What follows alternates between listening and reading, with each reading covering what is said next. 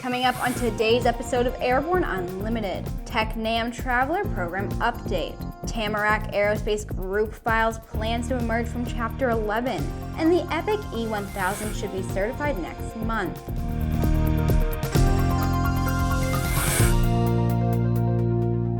Welcome to Aero-News Network's coverage of NBAA base.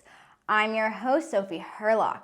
The Tecnam P2012 Traveller was on display at NBAA, and it changed the dynamic of small airline travel by providing a modern approach for supporting small markets. Shannon, we're midway through NBAA 2019. It was time to get out to static display, and sure enough, we come right on out, and there it is, the 2012 Traveller. An interesting airplane. You've got all these big biz jets and turbines this and turbine that, and what you wanted to do was go back to basics and build a solid, cost-effective commuter airplane, and it sure looks like you did it. Tell us about the Traveller. Well, the Traveller itself is really kind of a partnership between Cape Air and ourselves. You know, Cape Air has 30 years of experience of operating commuter aircraft all over the U.S., some very harsh environments and EASA service as well.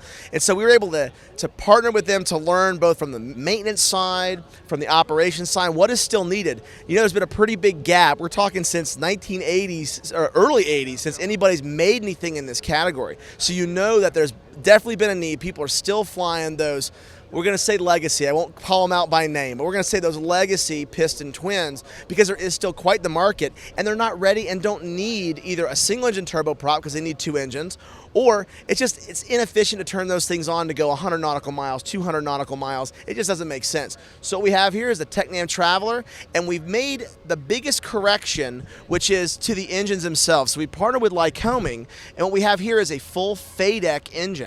That solves a lot of the problems we have with the legacy aircraft. Is, you know, fuel management was one thing, manifold pressure management, bringing things back down slow so you didn't hurt the engines. You know, this one is going to be able to protect itself. It's managing the ignition and the fuel injection per cylinder 1,000 times a second. It really brings us up, again, 2,200 hour initial TBOs on these, and we're expecting to be able to bring that up as we have these in service in the fleet. Stick around because we've got Around the Patch coming up right after these messages. Now, the MD302 Standby Attitude Module, SAM, is even smarter. Introducing the MD32 Magnetometer, designed specifically for SAM. This optional magnetometer delivers independent heading reference. Its unique mounting flexibility, compact size, and convenient cockpit calibration ensures an easy, low-cost installation every time. Available from your local avionics dealer. The Sling 2, a modern, economical flight training airplane for today's pilots. 120-knot cruise, sporty handling, sliding bubble canopy, modern glass panel, and dependable Rotax power. Available in LSA or kit versions. Check it out at airplanefactory.com. Welcome back. It's time for today's trip around the patch.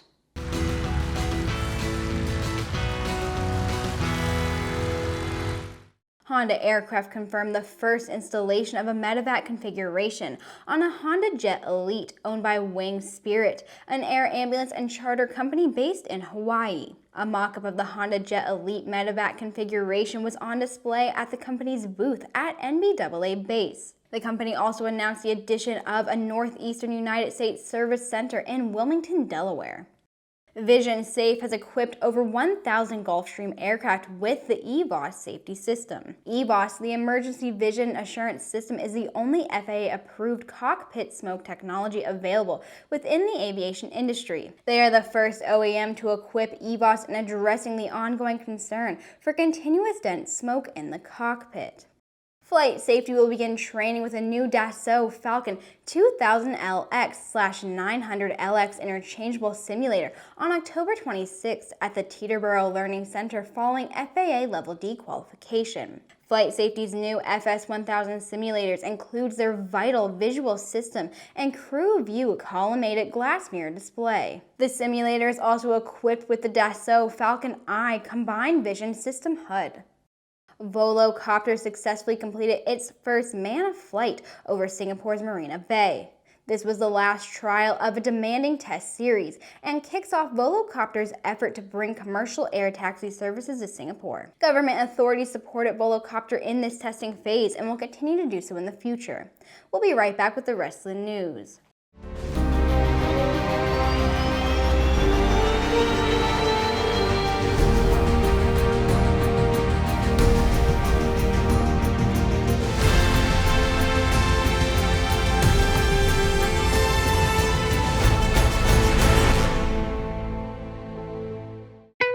There's a difference between charting a steady course and pushing for the ceiling.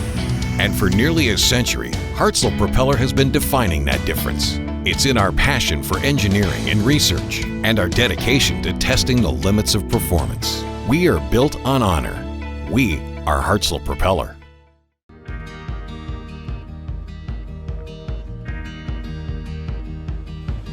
Today is a new dawn. With a new name. Un nuevo logotipo.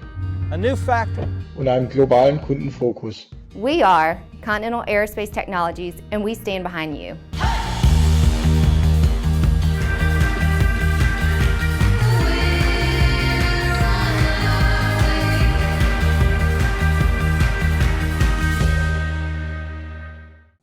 Tamarack Aerospace Group filed a Chapter 11 Plan of Reorganization with the Eastern District of Washington.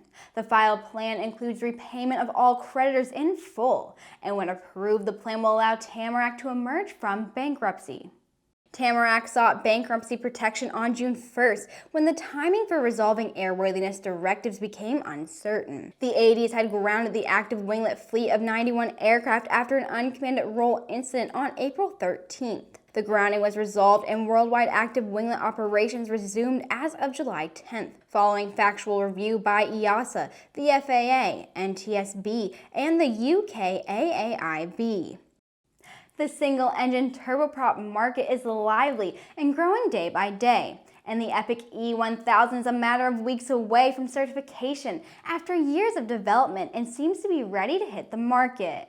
We're right at within a month of certification. Flight test is completing their final flights this week, next couple weeks probably.